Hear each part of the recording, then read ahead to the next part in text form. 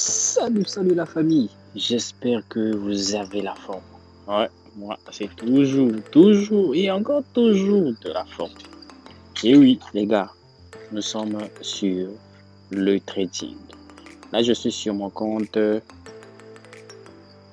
TradingView. TradingView, pourquoi TradingView? Parce que c'est la plus grande plateforme d'analyse technique. L'analyse technique est basée sur le price action. Et tous les grands traders que vous connaissez sur la planète Terre, qui ont été dans le monde de la finance, qui ont bossé sur tous les marchés que vous connaissez du trading, utilisent souvent le price action. Le price action est basé sur la prophétie auto-réalisatrice. Ça c'est déjà une base, un fondement que vous devez retenir comme ça. Bon, bref. Moi, je suis actuellement avec les crypto-monnaies. Je traite sur tous les marchés, mais surtout avec les crypto-monnaies, je prends souvent des positions avec une bougie égale à 1 heure. Donc là, par exemple, là, je suis avec le BTC USD. Donc, la paire BTC contre le dollar américain. Oui. Et récemment, nous avons eu des informations disant que BlackRock, la SEC, donc la SEC qui est l'agence de régulation des marchés américains, avait pensé qu'il faudrait ou qu'il fallait intégrer le Bitcoin dans le système monétaire. Et BlackRock, qui est l'une des plus grandes banques d'investissement aux États-Unis, lui aussi a validé cela. Et aujourd'hui, pendant que je vous parle à l'instant T, le BTC a maintenant un ATF. Oui, on peut trader le BTC. Un ATF est un équivalent du BTC normal qui est crypto-monnaie, mais cette fois-ci dans les différentes structures où on peut les trader normalement comme un actif, comme le dollar et comme plutôt le gold, l'argent et ainsi de suite. Donc c'est cela les amis. Donc j'ai été un peu trop long pour vous donner un peu tous ces détails là, mais il en fallait la peine. Donc là je suis sur le BTC. Donc là vous voyez, j'ai mis en rouge une résistance oblique. Et là nous avons un support. Un support, c'est vertical, hein, ouais, vertical. Donc sur le support là, j'ai mis support en H1. Le support en fait c'est quoi? C'est une zone de demande. Donc là c'est une barrière que les acheteurs viennent de mettre afin que le marché n'aille pas en bas. Donc là, vous voyez, nous avons plusieurs impacts. Si on peut bien compter là, on peut en avoir, je crois bien, 4 impacts. 4 impacts. Et ouais, 4 impacts. Et sur la résistance oblique, nous en avons 3. 3 que je peux bien identifier, qui est en rouge là. Donc je vais mettre résistance, oui, oblique en H1. Donc, ce sont ces petits détails que vous devez voir. Et pourquoi tout ça là? En fait, ce sont des points d'entrée ou des points de sortie, ou ce sont des points de prix où les acheteurs ou les vendeurs viennent se fixer pour dire, bon, nous sommes ici, on veut pas que le marché aille dans cette direction. Nous sommes ici, nous voulons que le marché fasse ceci ou cela. Voilà. Et si ça, c'est dans l'ensemble, quand j'ai projeté dans le temps. Maintenant, si nous pouvons prendre cela détail par détail avec les bougies, c'est là où nous allons comprendre la psychologie des traders. Les traders, ils ne sont pas un, ils sont plusieurs. Et dans le marché, nous avons plusieurs catégories. Nous avons des dinosaures, nous avons des panthères, nous avons des baleines. Donc, moi, je parle des grosses baleines. Des grosses baleines, quand ils décident, c'est eux souvent qui donnent le sens ou la direction du marché. Donc, tel que nous sommes là, vous voyez un actif ou le graphique d'un actif, c'est comme les vagues sur l'océan Atlantique. Vous ne pouvez pas aller à l'encontre de cela, mais plutôt suivez là où elle va. Parce qu'avec le peu avec lequel vous allez vous positionner dans le marché, et une personne comme Elon Musk. Ne faites pas le poids. Vous voyez? Donc, il faut simplement suivre le marché et on ne crée pas des opportunités. Avant, je ne comprenais pas. Je n'avais pas cette psychologie-là. J'étais impatient. Je voulais créer. Je voulais en avoir aussitôt. Non. Actuellement, je laisse le marché faire. Je laisse me guider. Je fais mon analyse. Si cela tient bien, ok, je rentre. Si ce n'est pas le cas, bon, voilà. Donc là, par exemple, là, nous avons une tendance haussière que j'ai mis en vert. Vous voyez, ça veut dire que le BTC est en pleine croissance, en pleine évolution. Mais arrivé à un certain niveau là, au niveau des prix, si je peux bien voir là, bon voilà, les prix au niveau du prix 65, voilà, le marché a rencontré une forte résistance des acheteurs. Parce que après, quand le marché a pu atteindre les 72 000 ou 73 000, le marché a été propulsé vers le bas. Donc, les vendeurs ont pris le dessus, ont pris le contrôle, ont voulu ramener le marché vers le bas. Alors, ils ont croisé une forte résistance où nous avons le sport. Voilà. Une forte résistance où est le sport. Donc, ils sont venus taper au moins 4 reprises. Pam, pam, pam, pam. Les acheteurs ont dit, nous, on retire le marché. Voilà. Et c'est ça. Par exemple, là que j'ai mis cette résistance oblique pour montrer, pour typifier cela, et le sport où les acheteurs sont assis. Alors ça veut simplement dire que le marché va poursuivre sa poursuite. Et là, nous étions simplement sur une zone de consolidation, de maintien du marché. Voilà.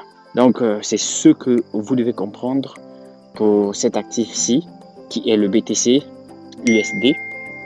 Et j'ai voulu faire un peu cela pour vous montrer. Maintenant, je vais rentrer un peu dans les moindres détails. Bon, pour l'instant, je vais laisser parce que là, il est toujours sur la résistance. Alors, pour moi, ça c'est mon point de vue. Vu déjà, nous avons la résistance et le support plutôt, où ils sont venus taper à maintes reprises. Donc, ça veut dire que les acheteurs sont là présents. Ils maintiennent, ils gardent le cap. Alors, qu'est-ce qu'il faut faire?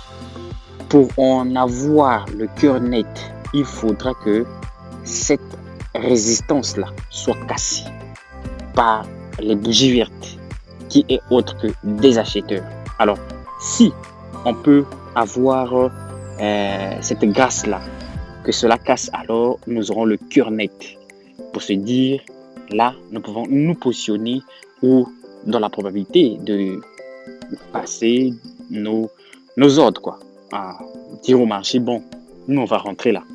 On va rentrer là parce qu'on se dit que le marché va atteindre 73 000 ou le marché va atteindre, je sais pas quoi. Voilà. Donc, c'est ça, c'est ce que je vous montre là. Vous voyez? Donc, c'est ça, les amis. Et voilà. Et une chose qui est sûre, prenez le temps.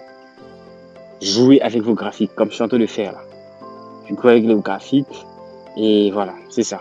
Donc, je vais laisser le marché évoluer et je vais me mettre à faire autre chose. Et je vais revenir plus tard dans la journée pour voir est-ce qu'il a cassé la résistance ou est-ce qu'il est encore reparti taper sur le support ou casser le support pour nous signifier que là, c'est les vendeurs qui ont pris le contrôle du marché, ils sont au-dessus et on peut prendre position soit à la vente ou il faut prendre position et continuer à la hausse comme le marché est déjà haussier. Donc, c'est ça les amis. Donc là les amis, je disais que je revenais plus tard dans la journée et plus tard dans la journée, je me suis rendu compte de quelque chose, c'est que le marché a rencontré une seconde résistance et le marché a cassé effectivement la première résistance qui devient actuellement support.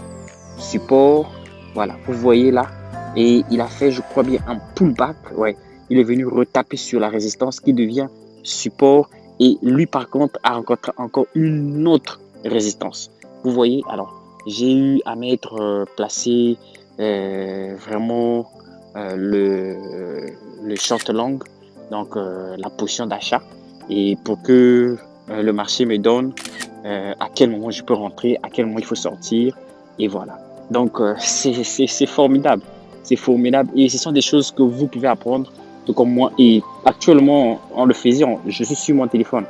Je suis sur mon téléphone. Et là, je suppose que le marché ira retaper son ATH qui vient de toucher il n'y a pas très longtemps là. Il y a, quelques jours, c'est 73 000. Et donc voilà, ce sont les 73 000 que je disais en amont qui venait d'atteindre les semaines passées, la raison pour laquelle vous pouvez voir ça même au niveau de l'autre là, avec du curseur, vous allez voir les dates et tout. Donc ce sont des prix qu'il a eu à atteindre les semaines ou les jours passés. Et là, il est venu chercher à venir recorriger et le marché a été propulsé par des acheteurs. Donc il y a une forte volonté de la communauté Bitcoin d'acheter en masse les Bitcoins parce que l'halving là, tout le monde veut sa part du gâteau et tout le monde ne veut pas manquer ça.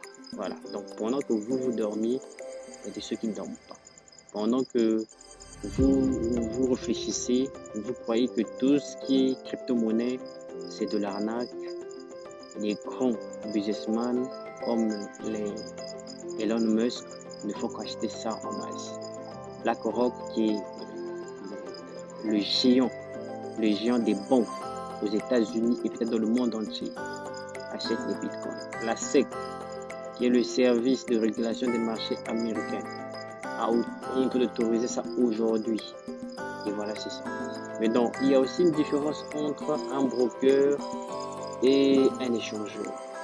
Un échangeur, c'est là où est listé, c'est là où on achète, où on vend les crypto-monnaies. Donc, si vous avez créé une crypto-monnaie, c'est là-bas que vous allez négocier avec vous pour lister cela.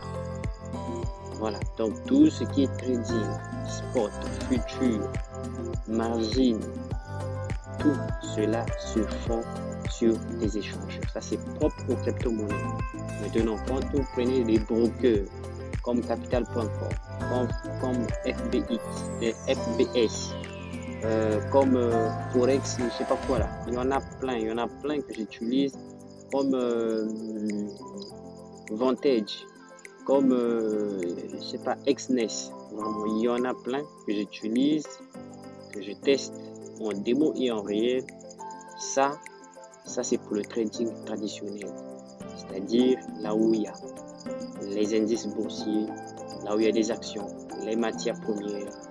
Voilà, c'est là-bas. Et TradingView est l'une des plateformes d'analyse graphique, ou ce qu'on appelle par analyse technique.